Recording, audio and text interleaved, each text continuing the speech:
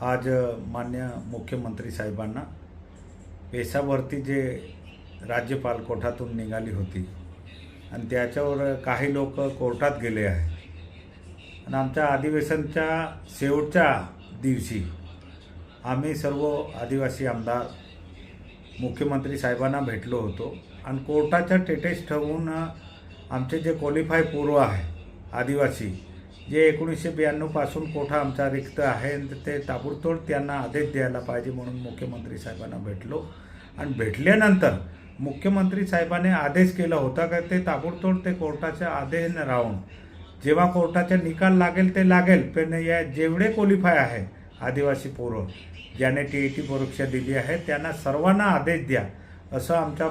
समोर चर्चा झाली होती, पण ते काय कारणाने आचारसंहिता लागल्याने ते झाले नाही. म्हणून आज माननीय मुख्यमंत्री साहेबांना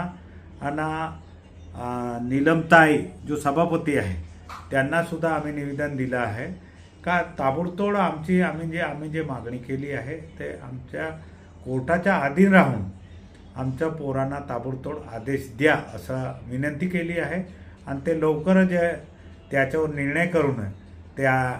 आदेशसुद्धा देणार आहे. आणि येणाऱ्या अधिवेशनमध्ये सुद्धा मी खास करून हा विषय घेणार आहे का जेवढे आमच्या आदिवासी समाजाचे जेवढ्या नोकऱ्या बाकी आहे ते सर्व ताबडतोब भरा अशीच मागणी माझी राहणार आहे आणि कायम आदिवासी समाजाच्या पाठीशी आम्ही उभा राहणार आहे. मी एक आदिवासी समाज गरीब परिवारामधून आलेलो आहे म्हणून मला माहिती आहे का माझ्या समाजासाठी मी लढायला पाहिजे आणि मी लढत राहणार.